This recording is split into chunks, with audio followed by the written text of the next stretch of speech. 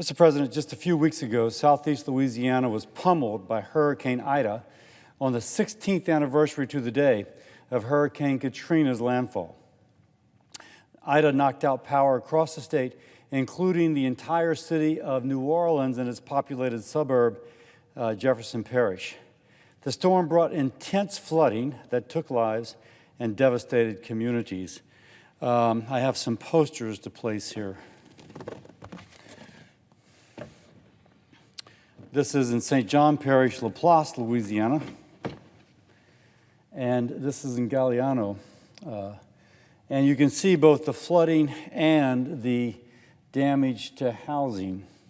Hurricane Ida struck Louisiana's shores, a Category 4 storm with winds as high as 150 miles per hour, making it the fifth most powerful storm to ever hit the United States. And Ida hit just 2 days after the one-year anniversary of Hurricane Laura, which at the time, August 27, 2020, was the strongest storm to hit Louisiana in 164 years. Laura devastated southwest Louisiana, so Ida hit southeast and Laura last year hit southwest. Unfortunately for my state, we're no stranger to extreme weather.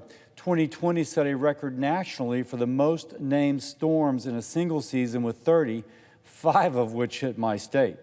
Last year, Louisiana farmers also had catastrophic damage to livestock, crops, structures, and other things during unprecedented winter storms. In the aftermath of Ida, 29 Louisianians and 85 Americans total died. Yesterday was the first day the number of folks in Louisiana without power was below 6 figures. Those in Lafourche Parish and Lower Jefferson Parish, Lower Terrebonne Parish, are estimated to have power restored September the 29th. That is still 2 weeks from today and a month after Ida made landfall on August 29th. And I will put up pictures now of Jefferson Parish and of Lafourche Parish.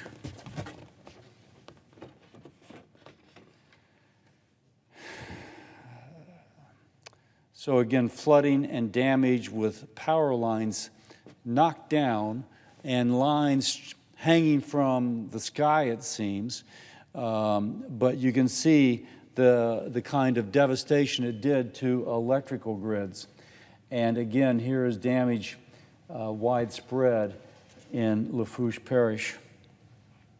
By the numbers, FEMA has received over 594,000 applications for individual assistance, of which 285,000 have been approved.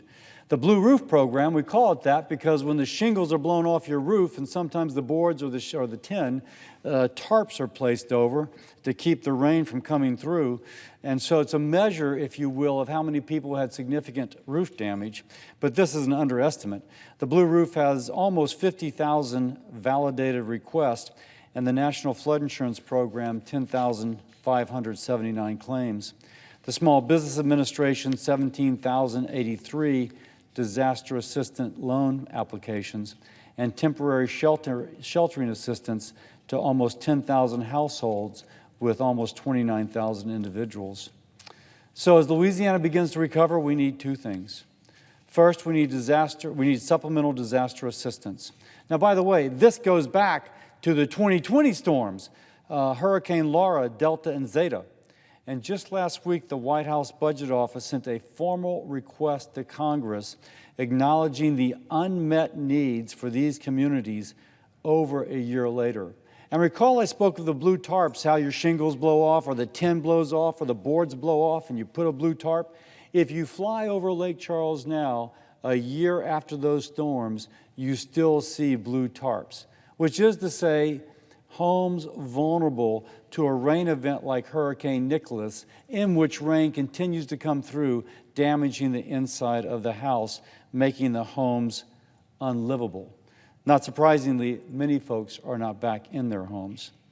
It's time to pass the disaster assistance bill for Laura, for Delta, for the winter storms, and for Ida. Second, we must also take steps to prevent this level of devastation in the future. Ida gives us a harsh reminder that we need to strengthen the infrastructure that protects us from the worst of these storms, including improving highways and evacuation routes, hardening our electrical grid, and investing in flood mitigation. And now I'll put up posters of Larose, Louisiana, and of St. Bernard. Again, this community is without power, and this community, you can see the destruction done to port facilities. The Bipartisan Infrastructure Investment and Jobs Act, which awaits a vote in the U.S. House of Representatives, is a critical missing piece. It benefits all states, by the way. The president of the Senate right now, his state has been affected by natural disasters. Resiliency money would really mean a lot in your state. It would mean a heck of a lot in my state. It would mean a lot in every state. But to speak specifically of Louisiana, Louisiana will receive almost $6 billion over the next 5 years for roads and bridges. That's $1.2 billion more than we would ordinarily receive. There's an additional $8.8 billion available nationwide for transportation infrastructure, including evacuation routes and at-risk coastal infrastructure grants. In Louisiana, this money could help complete Interstate 49 in Lafayette and complete the segment in the south and complete the segment in Shreveport I-49 to give an unfettered evacuation route should a storm hit either New Orleans or the Bayou region. It also would include 6-laning Interstate 12 through the Florida parishes, as we call them, and a new Mississippi River bridge in Baton Rouge. It should not take hours to go through a 10-mile, literally hours, to go through a 10-mile stretch in the capital region of Louisiana when a storm is on its way and there is a mandatory evacuation order. Now, by the way, we know resiliency works. We know this investment pays dividends because the damage from Ida could have been worse. But George W. Bush made a commitment 16 years ago to build levees to protect Jefferson Parish, Arlene, St. Bernard, and Plaquemines Parish. And so when I went down to St. Bernard afterwards, when I went down to Jefferson Parish recently, and I met with elected officials, one of them looked to the ground and said, "The ground is dry. We did not flood." And we did not flood because 16 years ago, George W. Bush said, "We shall build a levee system. We shall build resiliency."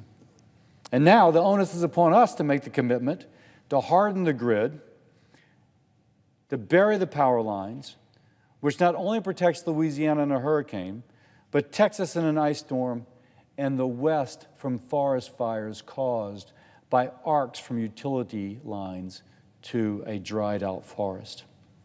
In the Infrastructure Investment and Jobs Act, there is $26 billion specifically to strengthen our nation's electrical grid and to prevent these sorts of widespread power outages and these sorts of natural disasters.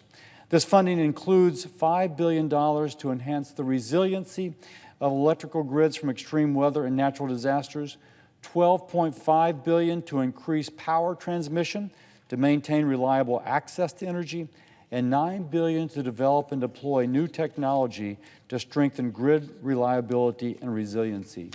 Now, some of these pots of money are specifically targeted for states like Louisiana, which have been impacted by federal declared natural disasters over the last 10 years.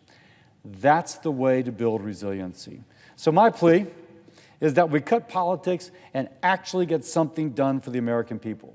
I was meeting with a parish councilwoman, Jennifer Veronic, in Jefferson Parish, and she said, if we get to the point where we don't do what's right because of politics, our country will go down.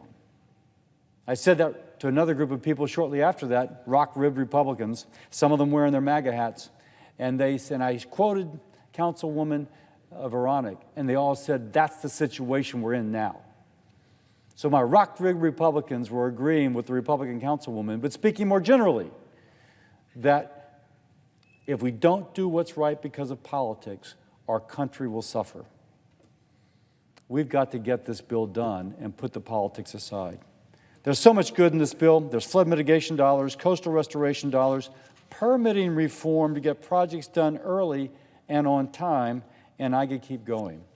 But recovery is a two-pronged approach. It starts with aid, and it finishes with the bipartisan infrastructure bill, a bill that helps our communities rebuild from past storms and better prepares our communities for future storms. My folks in Louisiana are strong. They're resilient. But we need the long-awaited supplemental disaster aid, and we need to build resiliency for the future. Both is how we prepare not just my state, but our nation. Let's finally get it done. And with that, Mr. President, I yield the floor.